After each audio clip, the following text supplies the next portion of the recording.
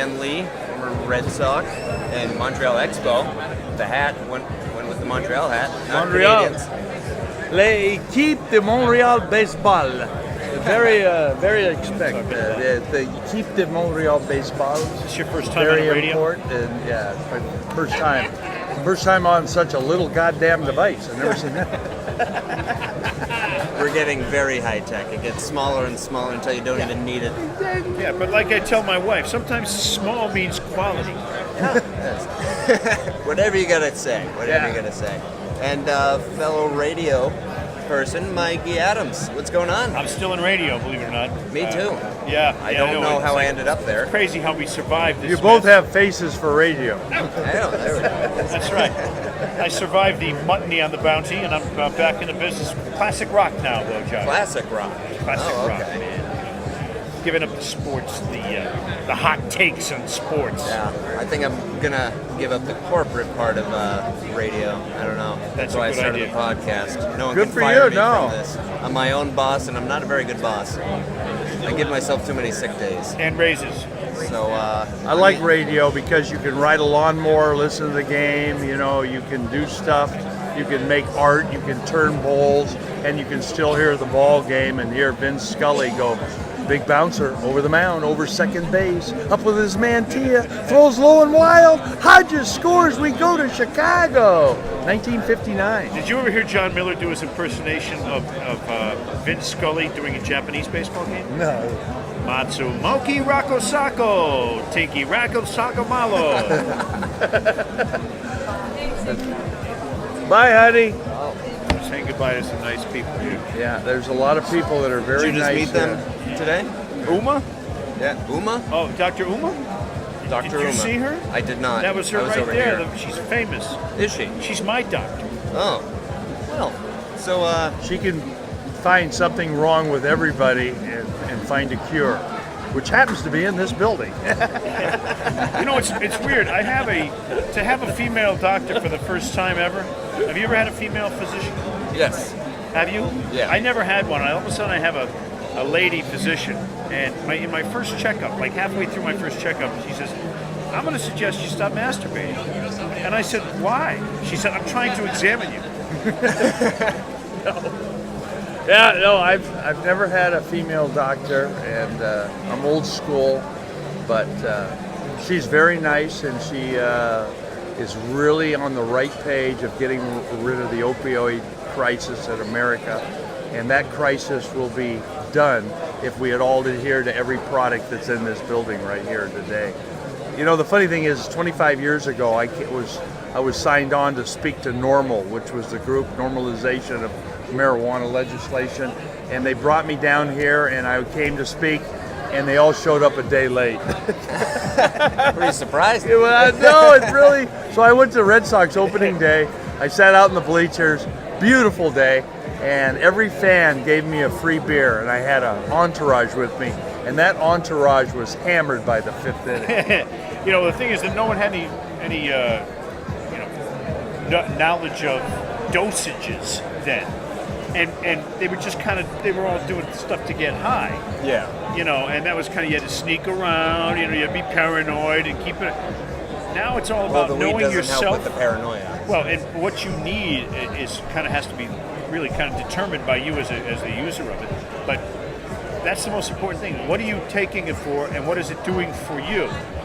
Over and above the recreational feelings that you can get from it, the actual therapeutic value of it as a health benefit, and that's where the education's coming in now.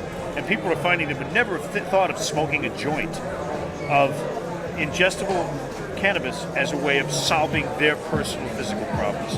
Bob Lobel, we were talking about Bob Lobel. I mean, that guy's in a huge amount of pain. Without cannabis, he's in trouble, or he's addicted to opioids.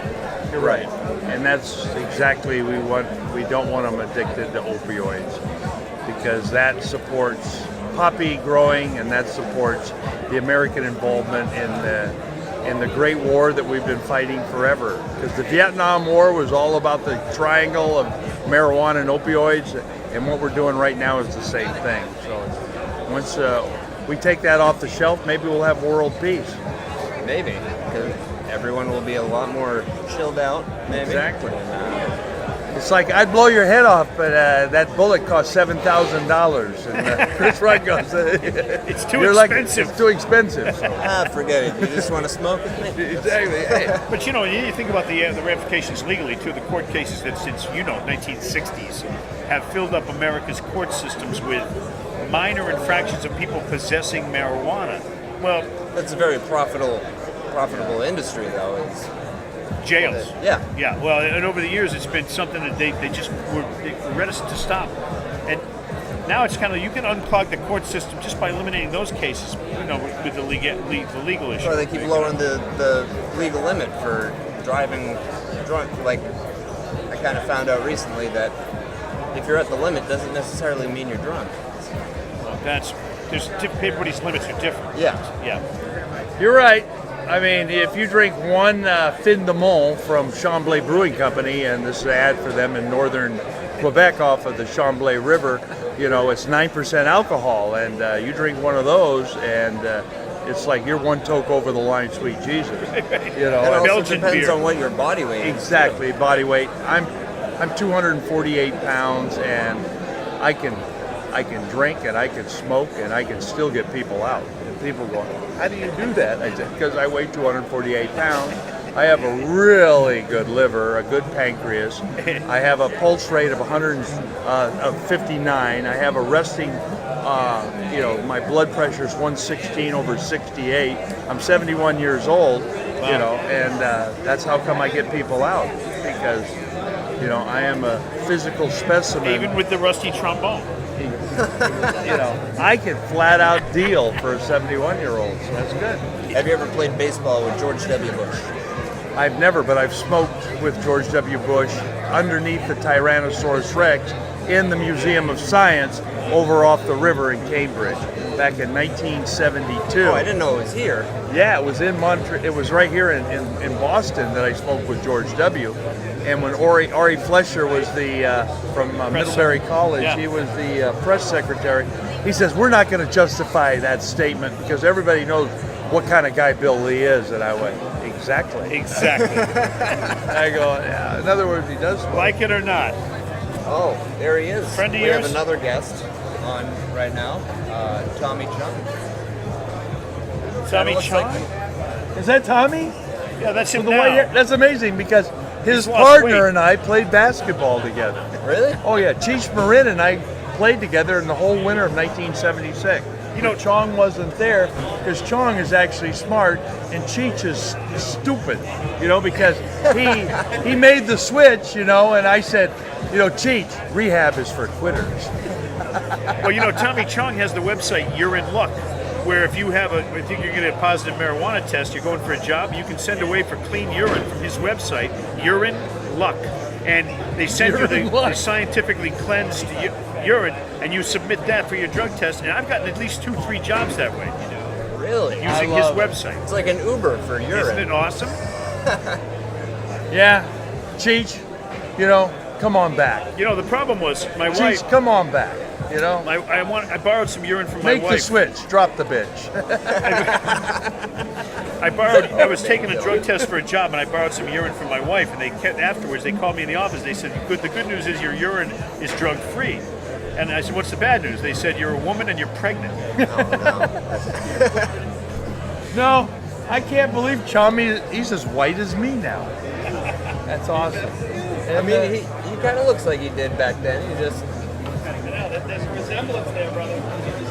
Is that amazing? Great. Let's see. It's funny. There it is. Yeah, look at that. Boom. Yeah, who's who? Cheech should play basketball, though. Cheech was an athlete, you know. Really? Geraldo Rivera was on that same court with us, and he was always the last guy picked.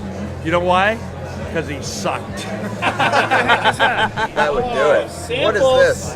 What is this? There's nothing in them. Oh, yeah, take a pump, fill them. Okay, now, people have been asking me, I mean, because I cover the Bruins for a certain radio station that I won't talk about right now, because right now, I don't work for them.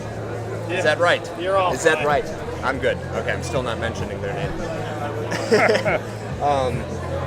Intercom happens. Oh. Next well, I'll hang up and listen to your answer. I have never smoked weed. Never. Never. That's good. And that's actually the calmest reaction I've had all day, No, it's a matter today of and choice. yesterday. You know? But I feel like it might be a little bit too late in the game. I'm definitely, like, I voted for legalization instead. It's not that I'm against it. Everyone's like, why are you against it? Like, I just never have. Just don't And smoke it. I don't know what it's going to do to my body. And my whole life, everyone always thought I was a stoner just because of how I acted. And I was like, well, I might go back in time. Right, if I so you smoke. enjoyed those residual benefits without having to actually inhale. I'm just naturally Just like Bill this. Clinton. Exactly. I like it because I hit home runs. There you go. Yeah, you know, I mean, I can flat out hit. The more I smoke, the more I sit back on the breaking ball.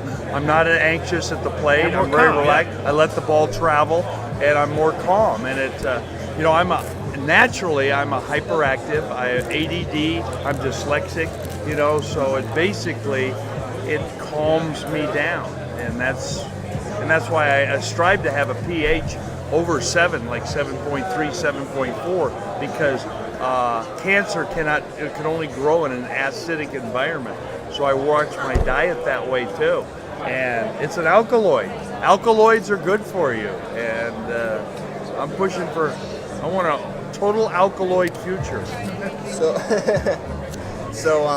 when you were playing, I mean, you got the nickname Spaceman, and there was a pretty famous fight that happened between the Red Sox and Yankees. Yeah. You injured your shoulder.